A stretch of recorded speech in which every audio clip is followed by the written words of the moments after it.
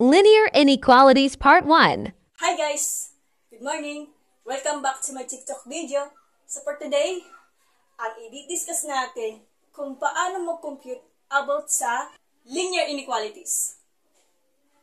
So sulat ko muna.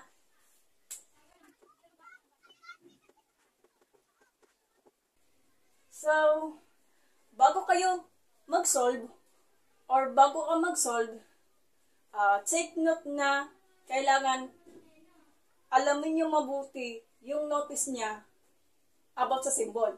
Kapag ang symbol niya is, let's say, greater than and less than, kailangan open circle siya. So sulat ko muna.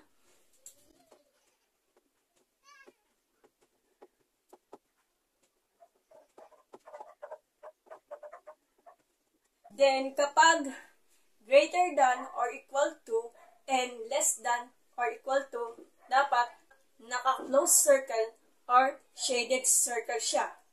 Sulat ko muna ulit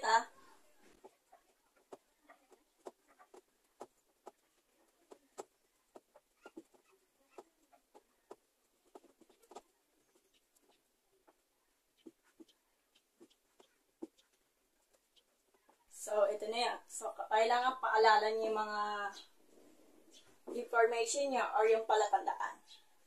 So, okay na tayo dito So, magbibigay ako ng 4 na example. Yung dalawang ibang example ay i-discuss ko sa ibang video kasi masyado itong mahaba. So, by the way, paalala ko lang sa inyo, kapag closed circle or shaded circle ay may turing siyang included kasi naka-solution na siya. So, ito, yung mga 4 na example, linear inequality ng mga yan. So, dito muna tayo sa number 1 So, burahin ko muna to. So, step by step ang pagsasolve dahan-dahan lang So, number 1, x minus 3 is greater than or equal to 6. So, unang step, may dalawang step yan. So, maglalagay ka ng positive 3 on both sides, then cancel out mo to. Ang matitira, x is greater than or equal to 6 plus 3 will be 9. Or kaya, para mas madali, kopyahin ko muna yung unang example. So,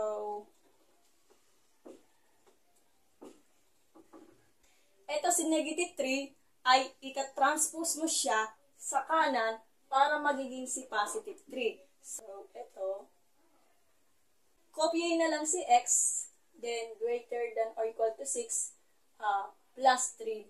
So, copy yung iba. 6 plus 3 is 9. Pares naman sila ang sagot, pero magkaiba sila na process. Ito, ang tawag dyan is APE or addition property of equality. Ito, transposition. Kasi sa totoo lang, ang transposition kasi is, traditional way sa mga Filipino student. Kaya nasasanay sila sa transposition para mas madali siyang gawin. Ilang yan. Tuloy natin yung pagkukompute. So, since ito, hindi pa tayo tapos dyan. So, kapag linear inequality in one variable, pag sinabing one variable, isang letter yon, kahit ano letter. So, mag-graph ka ng x-axis number line. So, isulat ko muna ulit. So, ganito yan. Medyo malabo na yung whiteboard turtle pen ko. So, asa si 9? Dito si 9. Nasa positive infinity. So, positive infinity. Then, negative infinity. Dito si 0. Dadagdagan natin pag nakulang. 1, 2, 3, 4, 5, 6, 7, 8, 9. So, since greater than or equal to, kailangan naka-close circle or shaded circle siya. May paraan dyan. Pwede nyo ilagay yung shaded or closed circle sa pinakataas sa tapat na dito or kaya dito mas kita naman. So sa akin, dito ko nilalagay yung shaded circle. Doon mismo sa number line na ito. Shaded circle. Since x is greater than to 9, kailangan mas mataas pa sa value ni 9. Alin dyan?